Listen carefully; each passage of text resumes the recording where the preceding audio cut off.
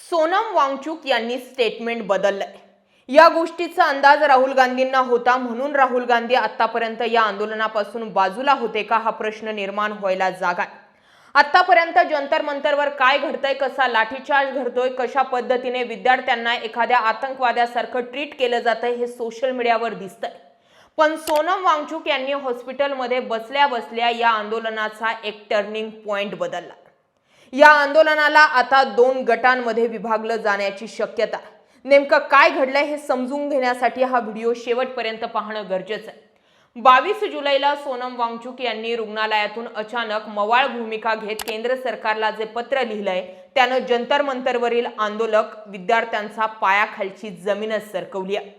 ज्या शिक्षण मंत्र्यांच्या राजीनाम्यासाठी विद्यार्थी मागच्या 20-25 दिवसांपासून ऊन पावसात रस्त्यावर बसलेत, त्याच राजीनाम्याचा अट्टहास वांगचुक यांनी नड्डांच्या भेटीनंतर अचानक का सोडला, या एका प्रश्नानं आता आंदोलकांमध्ये तीव्र संभ्रम आणि वांगचुक यांच्या भोवती संशयाचं दाट धुकं निर्माण केलंय।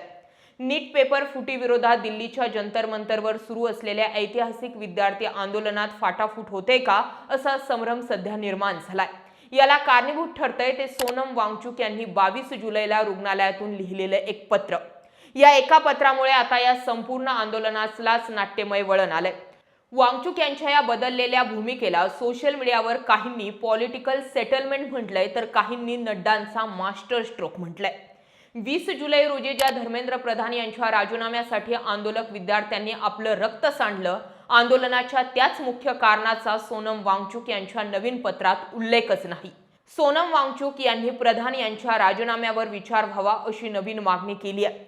त्याशिवाय आंदोलक विद्यार्थ्यांवर सरकारनं सूडबुद्धीनं कारवाई करणार नाही याची हमी मिळाल्यास आपण उपोषण मागे घेऊ, असंही त्यांनी या पत्रात म्हटलंय। मात्र ज्या पोलिसांनी अमानुष लाठीचार्ज केलाय त्या पोलिसांच्यावर कारवाई करावी अशी कुठलीही मागणी सोनम वांगचुक यांच्या या नवीन मागण्यांमध्ये नाही। या नवीन मागण्यांचा टायमिंग पाहता हे केव्हा घडलं ते देखील महत्त्वाचं आहे। उपोषणामुळे प्रकृती खालावल्यानं दिल्ली उच्च न्यायालयाच्या आदेशानंतर सोनम वांगचुक यांना गुरुग्राम येथील मेदांता रुग्णालयात दाखल करण्यात आलं होतं।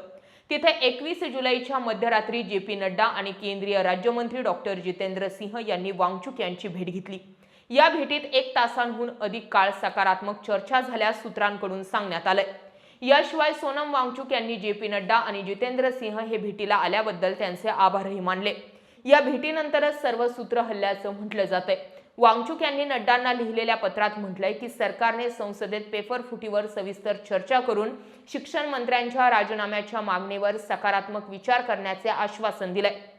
याशिवाय पेपर फुटीच्या मानसिक तणावातून ज्या विद्यार्थ्यांनी आत्महत्या केल्या त्यांच्या कुटुंबांना आर्थिक भरपाई देण्याची तयारीही सरकारनं दाखवली आहे। त्यांच्या दाव्यानुसार देशभरातील विरोधी पक्षांच्या तब्बल 65 खासदारांनी वांगचुक यांना पत्र लिहून उपोषण मागे घेण्याची आणि संसदेत हा लढा खासदारांवर सोपवण्याची विनंती केली आहे। वांगचुक यांनीही याला संमती देत मला माझ्या मूळ शैक्षणिक कार्यात आणि विद्यार्थ्यांमध्ये परतायचं असल्याचं स्पष्ट केलंय। सरकार धर्मेंद्र प्रधान यांच्या राजीनाम्यावर विचार करणार असेल तरच आणि तसंच आंदोलक विद्यार्थ्यांवर कारवाई करणार नसेल तर आपण उपोषण मागे घ्यायला तयार असल्याचं वांगचुक यांनी स्पष्ट केलंय। आता जे.पी. नड्डा यांच्या भेटीनंतर असं काय घडलं की वांगचुक यांनी आपली मूळ मागणीच पत्रातून गायब केली आहे आणि त्याऐवजी राजीनाम्याचा विचार करा या नवीन आणि गुळगुळीत मागणीचा समावेश केलाय, हे समजायला जागा नाहीये। अनेकांच्या मते वांगचुक हे त्यांचं आंदोलन तुटपुंज आश्वासनांवर गुंडाळायला तयार झाले आहेत। वांगचुक यांच्या या पत्राचा बारकाईने अभ्यास केल्यावर समजतं की वांगचुक आणि भाजपच्या शिष्टमंडळात नक्कीच काहीतरी मोठं घडलंय, ज्यामुळे मागणीसाठी गेल्या 25 दिवसांपासून सोनम वांगचुक हे आंदोलन करतायत। अचानक त्यांनी ती सोडून केवळ विचार व्हावा यावर समाधान का मानलं असेल? बरं, 20 जुलै रोजी ज्या अमानुष पद्धतीने विद्यार्थ्यांना मारण्यात आलं त्याबद्दल वांगचुक यांनी सरकारला 21 जुलै रोजी झालेल्या भेटीत जाब का विचारला नाही? संबंधित पोलिसांवर कारवाई करण्याची मागणी केली का?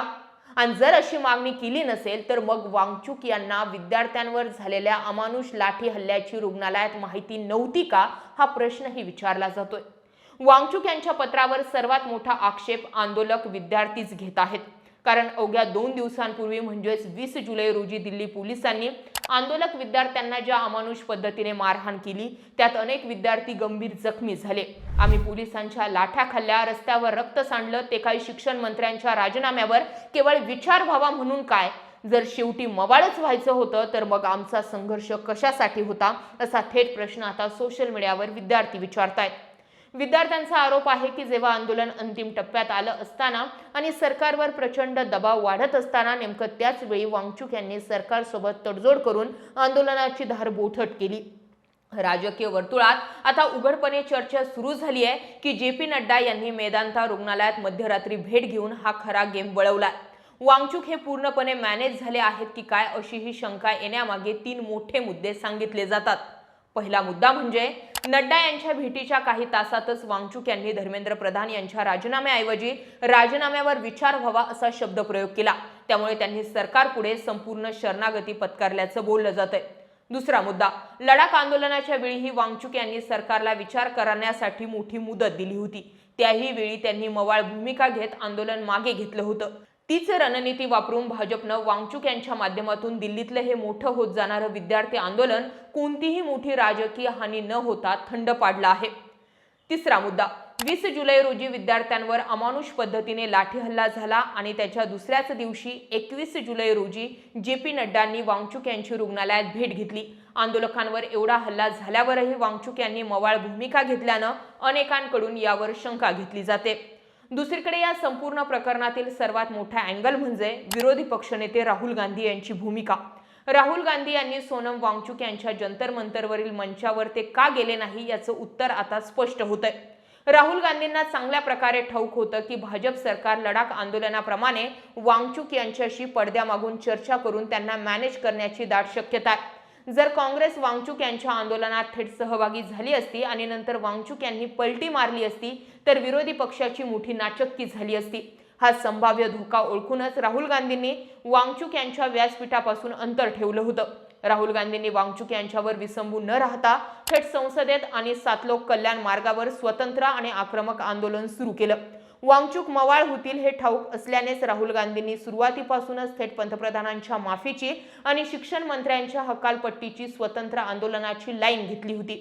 20 जुलैच्या लाठीमारानंतर विद्यार्थ्यांनी ज्या आशेने वांगचुक यांच्याकडे पाहिलं होतं तिथे त्यांना निराशा मिळाली. जे.पी. नड्डा यांनी रात्रीतून सर्व खेळ बदललाय. त्यामुळेच वांगचुक यांच्यावर मॅनेज झाल्याचा शिक्का बसत आहे. राहुल गांधींना भाजपच्या या संभाव्य मॅनेजमेंटची आधीच जाणीव असल्यानं त्यांनी स्वतःला यापासून दूर ठेवत विद्यार्थ्यांच्या हक्कासाठी आपला स्वतंत्र आणि आक्रमक लढा सुरू ठेवला, जो आजच्या घडीला अगदी खरा ठरताना दिसतोय. या सगळ्या गोष्टींमध्ये सोनम वांगचुक यांनी सेटलमेंट केली किंवा त्यांनी मॅनेज झाले असं म्हणायला जागा थोडी कमी उरते. लडाख आंदोलनावेळी सोनम वांगचुक यांना 3 महिन्यांसाठी तुरुंगामध्ये राहावं लागलं होतं, हेही विसरता येणार नाही. सोनम वांगचुक यांनी प्रामाणिकपणे 20 दिवस उपोषण केलं, हेही मान्य करावं लागेल.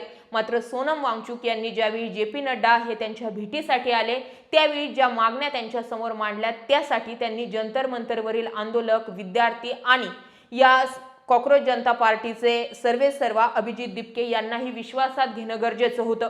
ग्राउंड रियालिटी काय आहे, परिस्थिती काय आहे हेही पाहणं गरजेचं होतं.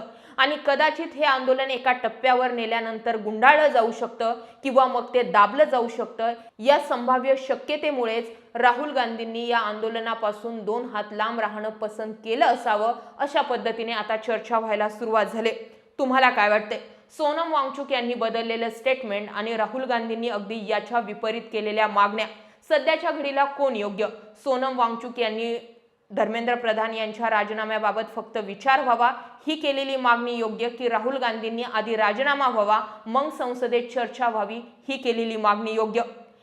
सोनम वांगचुक यांनी पोलिसांनी कुठल्याही प्रकारचा विद्यार्थ्यांवरती लाठीचार्ज करू नये किंवा त्यांच्यावर कुठलीही FIR टाकू नये ही वांगचुक यांनी केलेली मागणी योग्य, की ज्या पोलिसांनी विदाऊट युनिफॉर्म असलेल्या पोलिसांनी ज्या अमानुषपणे विद्यार्थ्यांवर लाठीचार्ज केलाय त्या पोलिसांवरती कारवाई होणं गरजेचं ही राहुल गांधींची मागणी योग्य?